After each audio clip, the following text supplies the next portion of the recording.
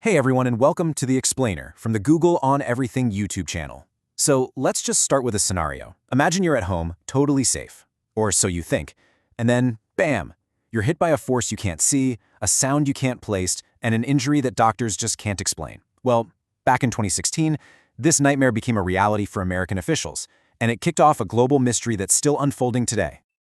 And that's not me being dramatic. That's a direct quote from an FBI agent describing the moment a crippling, unseen force hit her in her own home. She wasn't the first, and she definitely wouldn't be the last. So what is this mysterious phenomenon? Well, it's been officially named Havana Syndrome, or if you're in the government, you might hear the much more clinical term, anomalous health incident. The symptoms come on suddenly, and they are severe. We're talking intense head pressure, dizziness, problems with vision, and serious cognitive issues, often triggered by some kind of strange sound or sensation. And look, this isn't just a handful of cases we're talking about. More than 1,500 U.S. government personnel and their families have now reported these incidents from all over the world. This has gone way beyond a medical mystery. It's a potential threat to national security. Okay, so the big question is, what in the world is causing these debilitating injuries? Investigators have a few theories, but one of them stands out as particularly chilling. A really key government commission report pointed to one pretty disturbing explanation. And it really frames the central puzzle of this whole mystery. Are we dealing with some new kind of weaponized technology, or is it something else entirely? The leading theory sounds like something straight out of science fiction: pulsed electromagnetic energy. In simple terms, think of a focused beam of microwaves, fired from a distance, that can pass right through walls to injure the very delicate systems in our brain that control hearing and balance. Yeah, it really is like a weapon from a spy movie. It's the perfect stealth tool for a new kind of conflict, right? It can take out a target without leaving a single trace. And this creates a huge challenge for investigators. How do you even prove an attack happened when the weapon itself is invisible?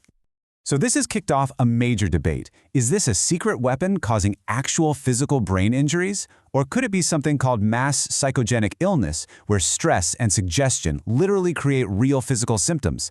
Some skeptics have even suggested it could be environmental factors, like the chirping of crickets. But here's the thing. Whatever the cause is, the human cost is undeniably real. This is where the story stops being a geopolitical mystery and becomes a story of profound human suffering. Because what started in Cuba absolutely did not stay in Cuba. This thing went global. Incidents have now been reported on every continent except Antarctica, from China to Austria and even on the grounds of the White House in Washington, D.C. For so many of the victims, these injuries have just destroyed distinguished careers. They talk about this permanent loss of self, a clear before and after that's left them feeling, in their own powerful words, permanently broken. And it's not just the officials who are getting hurt. These incidents often happen in their own homes, which means families and children are being caught in the crossfire. It's leading to these unexplained, life-altering health crises for entire families. So with an impact this devastating, you have to ask the question, who? Who could possibly be behind this? Well, a major joint media investigation started connecting the dots, and they've pointed to a primary suspect. Journalistic evidence seems to point to this group, Unit 29155. It's a notorious sabotage squad within Russia's military intelligence. And the evidence is, well, it's pretty compelling.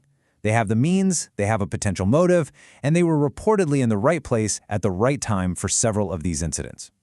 One document even shows a unit member getting a bonus for work on, quote, non-lethal acoustic weapons. And yet, here's the twist. The official conclusion from the U.S. intelligence community is that it's very unlikely a foreign adversary is responsible. This massive contrast is right at the heart of this ongoing mystery.